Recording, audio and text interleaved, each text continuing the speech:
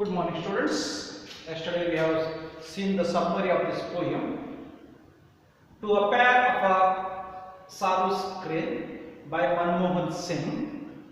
And today we are going to see about the few things, the further things, and you can finish the lesson. Glossary, comprehension questions. In that, answer briefly the following question and a close study. And the third part is the paragraph writing. And then there is a okay. With this we will finish this poem so that we can go for the next. Let me go slowly by slowly, so that glossary you know in your just there given in the book. Just I will read it. Reluctant, hesitant, necked, stressed is neck, rim is the edge, humbled, lowered the dignity of, coarse, rough, inscribed, wrote or cut words on something. Morse code, a symbolic language invented by Samuel F.B. Morse. He was born 1791 and died in 1872. That use a combination of a long and a short sounds of the flashes of light for sending messages. Toddling, walking with a short unsteady steps. Dots and pits, short and long cries of the female bird. Hume's words, the certainly pair for life, and probably exhibit great grief for their male keeping for a weeks. At times about the locality where their partner was killed and calling constantly. I have actually known the widowed bird to a pine away and die. These are Hume's words taken from the game Birds of India, Burma and Ceylon, 1881. Stories, legendary, stories from the ancient times about the people and events that may not be true. Fable, a traditional short story that teaches us moral lesson, especially one with the animals as the characters. For example, Panchatantra, tales and the Aesop's fables. Now let us go to the question answer. The first is answer briefly the following questions. The time of the day suggested in the poem is answer sunrise. Second, the sun is described as the reluctant sun. It means that answer is the male bird was impatient. Third,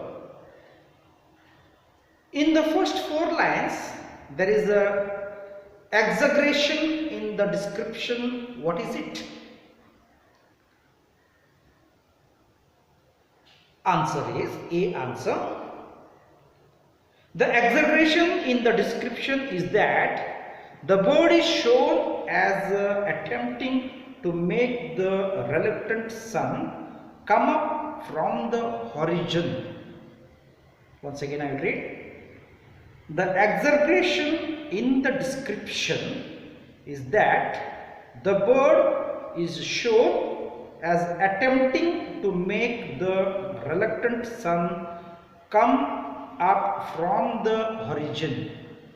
Second question. What is the figure of speech used here? The figure of speech is hyperbole.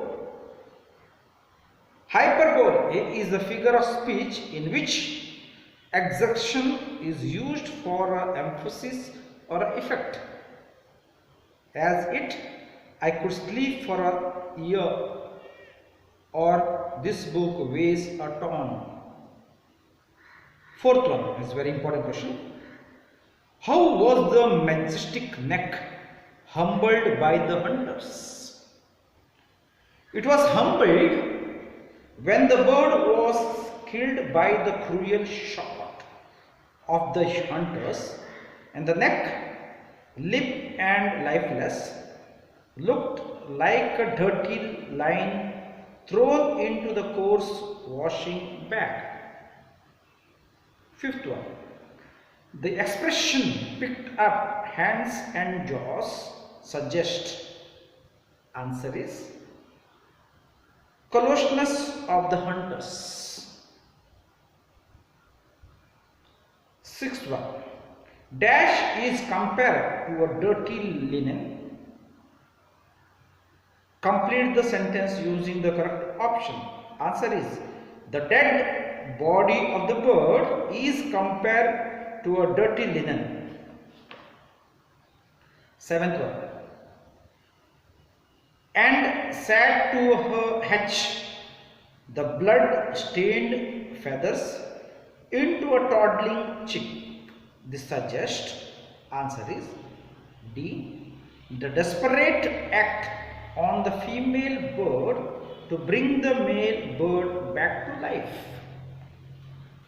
8th one, how is the end of the female crane suggest in the poem? In the last stanza, it is given that a wave carried the female bird to the dead male bird. Then comes the further close study. Read the following extract carefully, discuss in pairs, and then write the answers to the questions given it. First statement. A wave of the seas she had never seen came to her from a away land, carried her to him. Question is, what does wave of the seas refer to? Answer. Waves of the seas literally refers to the actual wave of the seas that carried the bird away. B. What hadn't the female bird seen before? The female bird did not see the waves of death. Answer is waves of death. C. What figure of speech is used in the extract?